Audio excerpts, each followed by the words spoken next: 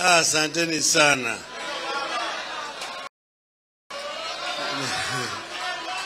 Tuna furaha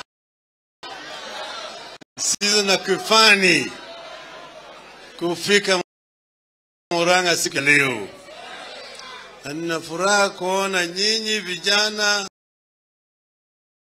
kina mama na wazee kujumuika hapa katika hiyo ukumbi hapa Murang'a. Nataka kutoa shukrani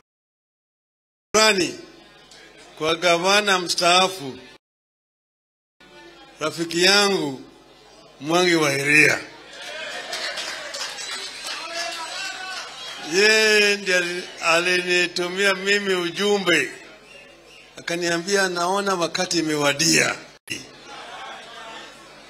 Nilikuwa huko Mombasa, nikamwambia nitakuja tutakutana.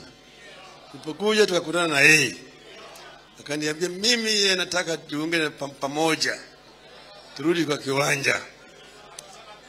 Basi nikasema tuendelee. Wiki iliyopita tulienda naye katika mkutano kule Kamkunji, Nairobi.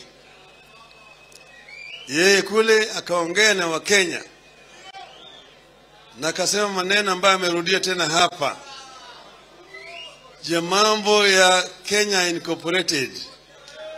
Ati Kenya ni kampuni, kuna wengine wana hisa, wengine wana hisa mingi zaidi, wengine wana kidogo, wengine hawana chochote.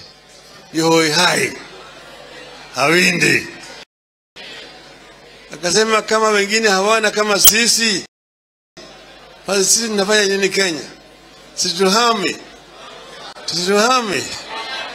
Alile hiyo swali. Sasa tulisema tutakuja hapa kusikiza